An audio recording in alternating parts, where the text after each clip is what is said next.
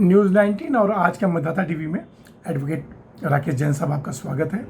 आप गाजियाबाद टैक्सेशन बार रजिस्टर के वर्तमान में अध्यक्ष हैं। आपका पुनः स्वागत है सर। काफ़ी लोकप्रिय हैं, काफ़ी अनुभवी हैं आप अधिवक्ताओं में। और सवाल मेरा ये था सर जीएसटी को लेके कि वर्तमान जो जीएसटी पद्धति है, प्रणाली है, उसको 7 वर्ष के आसपास हो गया है, लेकिन अभी भी उसमें बहुत सारी खामियां हैं। तो प्रमुख रूप से कौन कौन सी खामियां हैं जो दूर होनी चाहिए सर? पहले तो आपका स्वागत है आपका इस चैनल का कि आप आए और ये जो जीएसटी में डे बाई डे जो कमियां आ रही हैं उसके बारे में आप विचार कर रहे हैं, जिससे क्या है कि एसएससी को ये बेनिफिट होता है कि सरकार ने जो कानून बनाया है, कानून एसएससी के फ़ायदे के लिए बनाया जाता है। लेकिन सिस्टम क्या होता है कि जब एसएससी रोज़मर्रा में इन चीज़ों को देखता है और उसको अनुभव करता है कि जैसे रिटर्नों का लास्ट डेट है और लास्ट डेट में कोई सरकारी छुट्टी हो गई या संडे आ गया, उसके बावजूद भी उसकी लास्ट डेट में उसको रिटर्न भरना होता है, उसके टाइम जो है एक्सटेंड नहीं किया जाता है। तो पहले तो सरकार से यही है कि भाई जीएसटी में जहाँ इतना सरलीकरण की सरकार बात करती है तो ये रिलैक्सेशन उसको मिलना चाहिए कि सरकारी छुट्टी अगर है, सरकारी की छुट्टी है तो उसकी डेट जो है आगे के लिए बढ़े। ठीक है ना। सेकेंडरी थिंग ये है कि जो इसकी जो स्लैब रेट है जीएसटी के वो बहुत ज़्यादा है। तो चूँकि सरकार की मंशा है कि भाई व्यापारी का सरलीकरण हो, उसको फ़ायदा ज़्यादा से ज़्यादा दे सकें, जिससे कि राजस्व में उसका योगदान और बढ़े और जो है इसका टारगेट जो गवर्नमेंट का है वो और अचीव होता जाए। तो अगर स्लैब रेट कम होगा, हाँ, तो स्लैब रेट कम होगा तो व्यापारी को भी फ़ायदा होगा और सरकार को भी कलेक्शन में फ़ायदा होगा। राइट। और सर ट्रिब्यूनल क्या मांग आप लोग की है? बहुत समय से जब से जीएसटी बना है तब से एक ट्रिब्यूनल के लिए मांग सभी के लिए है कि भाई एक ट्रिब्यूनल गाजियाबाद में बनना चाहिए, जिससे कि क्या है कि वो जो एसएससी का जो टैक्स है जहाँ उसको ज़्यादा लग गया वो उसके न्याय के लिए कहाँ जाए। उसका पैसा जो है हज़ारों करोड़ों की तादाद में पड़ा हुआ है, पेंडिंग पड़ा हुआ है, उसका पैसा जो है उसको व्यापारी को नहीं मिल पा रहा है। तो यदि ट्रिब्यूनल बन जाएगा तो उसको न्याय मिल सकेगा और पैसा चलन में होगा, और पैसा चलन में रहेगा। Right sir, right sir. Sir बस एक जीएसटी का एक सवाल सर हो। सर युवा अधिवक्ता काफ़ी इस प्रोफेशन में आ गए हैं जीएसटी में, और देखा जाता है कि जब अंतिम तारीख होती है उनके पास मेंटली बहुत प्रेशर पड़ता है, मानसिक रूप से दबाव पड़ता है। तो ऐसी स्थिति में मतलब सरकार से कुछ मांग करेंगे कि भाई युवा अधिवक्ताओं पे इतना प्रेशर न पड़े।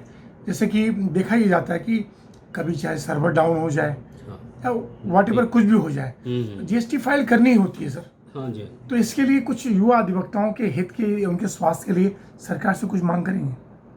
मेरा तो सरकार से यही मानना है कि भाई सरकार जो है युवा अधिवक्ताओं के साथ साथ और व्यापारी की भी सुविधा को देखते हुए ये देखे भी कुछ न कुछ इस तरह से योजनाएं बनाए कि युवा अधिवक्ताओं को भी कोई फंड्स मिले जी, जिससे उसको जो है जो आज के टाइम में वो एक मानसिक परेशानी झेल रहा है और साथ साथ ये भी होता है कि उसको अपना घर चलाने में बड़ी दिक्कत, परिवार चलाने में बहुत दिक्कत आ रही है। तो उसको भी जैसे सरकार की योजना है कि भाई किसी को 6,000 रुपये दे रहे हैं, किसी को 10,000 रुपये दे रहे हैं, तो ऐसे कुछ योजनाएं ये युवा अधिवक्ताओं के लिए भी आए कि भाई उनको 5,000 या 10,000 रुपये प्रति माह की तरह से दिया जाए, जिससे कि क्या है कि वो मनोबल बढ़े और वो अपने परिवार को प्रॉपर तरीके से चला सके। और जब वो अपने परिवार को अच्छी तरीके से चलाएगा तो वो सरकार को सहयोग भी करेगा। सहयोग क्या है कि वो प्रॉपर तरीके से कोऑपरेट करेगा, जीएसटी की रिटर्न सही भरवाएगा, उनका टैक्सेशन व्यापारी को प्रोत्साहित करेगा, ज़्यादा से ज़्यादा टैक्स भरो, से ज़्यादा टैक्स भरो और समय से रिटर्न भरो और टैक्स भी जमा करो। और सर कम से कम जो राष्ट्रीय छुट्टी होती है उस दिन रिलैक्सेशन मिलना चाहिए। उस दिन रिलैक्सेशन मिलना चाहिए। उस दिन क्या होता है प्रेशर ना, कि प्रेशर की वजह से अधिवक्ताओं का स्टाफ तो आता नहीं है जी, तो अधिवक्ताओं को अपना कार्यालय खोल कर बैठना पड़ता है और कभी कभी ऐसा होता है कि खोल के भी बैठ जाता है लेकिन सर्वर नहीं चलता। तो ऐसा है जहाँ सरकारी छुट्टी है या संडे है उस दिन जो है उनका उस दिन का डेट एक्सटेंड होनी चाहिए, जिससे कि वो रिटर्न भी समय से भर जाए और प्रेशर भी ना हो और एसएससी के ऊपर पेनल्टी भी ना लगे। राइट लेट फीस की जो लायबिलिटी है वो भी ना आए इसके ऊपर। राइट सर, एक सवाल और था, रजिस्ट्रेशन की प्रक्रिया जैसे वैट में थी, क्या इस बार भी जीएसटी में होनी चाहिए? क्या अधिवक्ताओं का इन्वॉल्वमेंट होना चाहिए, इससे बोगस रजिस्ट्रेशन न हो पाए जीएसटी का? ये बहुत अच्छा सवाल है आपका। मेरा तो ये है, और हम अपनी बार की तरफ से सजेशन भी कमिश्नर को देते रहते हैं कि भाई आप अपना इसमें, यह एडिशनल कमिश्नर साहब से भी मिले थे कि हम उसमें ये चाहते हैं कि इन्वॉल्वमेंट जो है, ये एक जो होता है, जो ना अधिवक्ता है ना चार्टर्ड अकाउंटेंट है, जी एक साइबर से जाकर कैफे में जाकर के रजिस्ट्रेशन अप्लाई कर लेता है। जी कल को जब वो फ्रॉड करके भाग जाता है तो उसका पता ही नहीं चलता कि एसएससी कौन है, कैसे है। तो इसमें यह था कि अधिवक्ताओं का एक यूनिक आईडी बना दी जी, जाए, जी। जिससे कि वो जिस समय रजिस्ट्रेशन हो तो वो उसको वेरीफाई करे, जैसे बैट में पहले किया जाता जी था। जी जी जी तो उससे क्या होता है था कि दोनों ही पक्ष जो है, एक जो फर्म होती है जिसकी अस्तित्व नहीं हो जाती फर्म, उसका भी पता चलता है, और अधिवक्ता की भी रेस्पॉन्सिबिलिटी रहती है, दोनों की रिस्पॉन्सिबिलिटी बन दोनों की जाएगी, रेस्पॉन्सिबिलिटी रहती है, और सरकार को उसका ये फायदा मिलता है, राजस्व का लाभ मिलेगा। राजस्व का जो अहित होने से वो बच जाता है। अच्छा, क्योंकि एक फर्म की जो है जेन्युइननेस शामिल होती है, क्योंकि कोई भी अधिवक्ता या चार्टर्ड अकाउंटेंट किसी भी फर्म को जिसको वो जानता नहीं है उसको वेरीफाई करने में समझाएगा, समझाएगा और पूरा वेरीफाई करने के बाद ही रजिस्ट्रेशन के लिए अप्लाई करेगा। Right sir. सर बस दो सवाल था, क्योंकि आपको जाना है सर, मुझे पता है। चंद्रयान जो है इसरो की तरफ से भेजा गया, ये बहुत बड़ी सफलता रही है, तो इसके लिए क्या धन्यवाद देना चाहेंगे साइंटिस्ट को, आगामी युवा पीढ़ी को?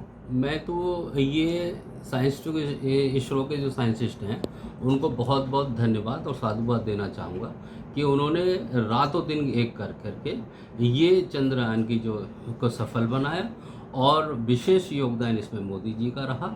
मोदी जी ने उनको समय समय पर प्रोत्साहन दिया, फंड दिया, और जो उन्होंने डिमांड की। भाई इसके टाइम में क्या होता है कि कोई भी आदमी मेहनत कर लेता है लेकिन उसको सहयोग नहीं मिल पाता, तो जो गवर्नमेंट की तरफ से और विशेषकर मोदी जी की तरफ से जो उनको सहयोग मिला साइंटिस्टों को, तो ये इनका श्रेय उनको भी दोनों को ही जाता है और भारत सरकार को जाता है। और दूसरी बात ये है कि ये ऐसे प्रधानमंत्री हैं हमारे देश के कि जो आउट ऑफ कंट्री होने के बावजूद भी सीधे आए और उन्होंने साइंटिस्टों का मनोबल बढ़ाया, और बढ़ाने के बाद उनको मिले, और हमारे देश को पूरे वर्ल्ड में नंबर 1 पर ले जाने की कोशिश जो कर रहे हैं। और एक तरीके से हमारा हिंदुस्तान वर्ल्ड में नंबर 1 ही हो गया है, क्योंकि ये पहला चंद्रयान है जो भारत सरकार का पहुंचा है, और किसी देश साउथ पोल पे, और आज तक किसी भी देश का नहीं पहुंचा। जबकि रूस का जो है ये चंद्रयान का योजना फेल हो चुकी है। 4 दिन पहले जो लूना था वो क्रैश हो गया था। तो ये हमारे देश की बहुत बड़ी उपलब्धि, 140 करोड़ जनता की बहुत बड़ी उपलब्धि है। जैन साहब, आप गाजियाबाद में टैक्सेशन बहुत लोकप्रिय हैं, और चूंकि उत्तर प्रदेश में योगी जी के बारे में थोड़ा बोलना चाहूँगा, क्योंकि व्यापारी से आप जुड़े हुए हैं, तो व्यापारियों के हित के लिए लॉ एंड ऑर्डर कैसा है सर, माहौल कैसा है? ये आपने एक ऐसा सवाल पूछा है योगी जी के, माननीय योगी जी के बारे में, उत्तर प्रदेश के जो यहाँ के मुख्यमंत्री हैं, कि जैसे सूरज को दिया दिखाने वाली बात है। आज उत्तर प्रदेश में कहीं भी लॉ एंड ऑर्डर ऐसा है कि हर आदमी आंख बंद करके घूमता है। हमारे देश में महिलाएं और गृहिणियां सब सुरक्षित हैं, एक व्यापारी भी सुरक्षित है। कहीं भी किसी भी व्यापारी को किसी तरह का कोई खौफ नहीं है। रात और दिन वो अपना आता है, व्यापार करता है, कैश लेके भी जाता है, कैश दे के भी आता है। किसी तरह का कोई दरिंदगी नहीं है, कोई किसी तरह की वारदात नहीं होती है। और आज तो कई कॉलोनीज़ में मैं ये देख रहा हूँ, विशेषकर अपनी कॉलोनी में भी देख रहा हूँ, सी ब्लॉक लोहिया नगर में रहता हूँ, कि वहाँ पर पहले चौकीदार के होने के बावजूद भी वारदात हुआ करती थी। अब चौकीदार नहीं है कई कॉलोनी में, फिर भी बेधड़क लोग बाहर गाड़ियाँ खड़ी करते हैं, आराम से रहते हैं, किसी तरह का कोई खौफ नहीं है। तो ऐसे सरकार माननीय योगी जी के नेतृत्व में है।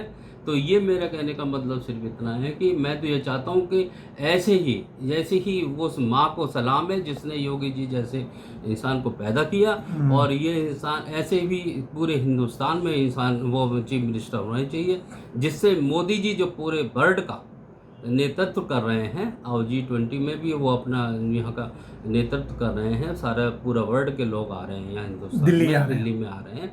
तो ऐसे ही चीफ मिनिस्टर पूरे हिंदुस्तान में होने चाहिए, योगी जी जैसे। योगी जी जैसे। बहुत जगह तो उनका सर बुलडोजर का ऑर्डर लिया जा रहा है। लिया जा रहा है। तो ये खौफ जब आदमी के अंदर है, तो आज भी तो है कि वही आतंकवादी हैं, वही बदमाश हैं जो बिलों में छुपे बैठे हैं, कहीं कोई वारदात नहीं हो रही। क्यों? केवल एक खौफ है योगी जी का। तो मैं ऐसे ही उत्तर प्रदेश की सरकार के चीफ मिनिस्टर साहब को बहुत बहुत बधाई देना चाहूँगा, जिससे कि सारे ही जनता यूपी की आराम से अपने घरों में आराम से चैन से सो रही है और किसी तरह का कोई खौफ नहीं है। प्यार मोहब्बत का चारा है, चाहे वो हिंदू हो या मुसलमान हो, कोई भी कास्ट का आदमी हो, आपस में प्यार मोहब्बत से रह रहा है ये। और इसी तरह का शासन पूरे हिंदुस्तान में चाहिए। बहुत बड़ी बात है आपने कही सर कि योगी जी के जो शासन है ये एग्जाम्पल पूरे देश में होना चाहिए सर। सर जो कमिश्नरेट बन गया है गाजियाबाद, कुछ फर्क पड़ा है गाजियाबाद में? बहुत है, लॉ एंड ऑर्डर है, सारे पुलिस महकमे वाले आम आदमी की इज्जत रात में नहीं दिखते थे पुलिस वाले, अब सर रात में भी दिखते हैं। और अब लगता है कि हमको बिल्कुल बेखौफ हम लोग रह गए, किसी तरह की कोई समस्या नहीं है। सब लोग अपने परिवार में खुश हैं, समाज में खुश हैं, हिंदुस्तान में खुश हैं।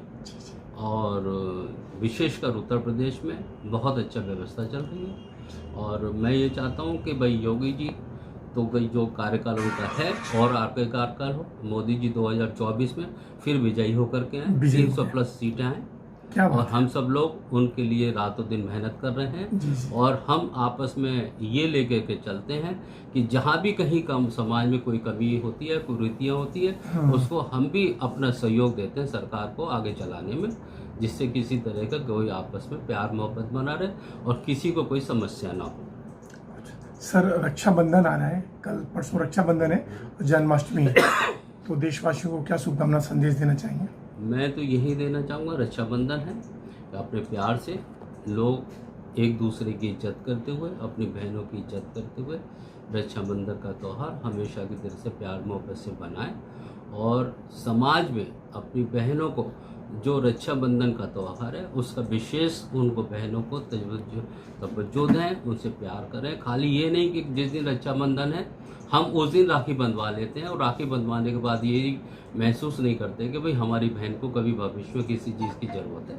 तो आदमी को ऐसे इस पर्व पर ये राखी इस पर्पज से बनवानी चाहिए, संकल्प लेना चाहिए कि मैं हमेशा जब भी अपनी बहन को ज़िंदगी में जिस चीज़ की भी ज़रूरत होगी, कभी रातों दिन उसके साथ खड़ा रहूँगा, उसके परिवार के साथ खड़ा रहूँगा। और जब भी कोई ज़रूरत होगी तो मैं पीछे जो है नज़रें नहीं कतराऊँगा और उसका हमेशा सहयोग करूँगा। और ऐसे सोचूंगा जैसे मैं वो बहन है जो मेरी बेटी है, बेटी की तरह से ही अपनी बहन को प्यार करूँगा और उसकी इज्जत करूँगा और जिम्मेदारी निभाऊंगा, और इतनी जिम्मेदारी निभाऊंगा पूरी साल, हमेशा के लिए। क्योंकि ये रक्षाबंधन एक ऐसा रक्षाबंधन है जिसमें बहन अपने भाई का उम्र के लिए, उसकी दुआएं के लिए, उसके परिवार के लिए कामना करती है। और इसी तरह भाई को भी ये सोचना चाहिए कि मेरी बहन है तो मैं उसकी हमेशा जीवन भर रक्षा करूँ। इस राखी के बंधन का जो राखी के बंधन का जो प्योरिटी है उसको निभाऊं और वो बना रहे।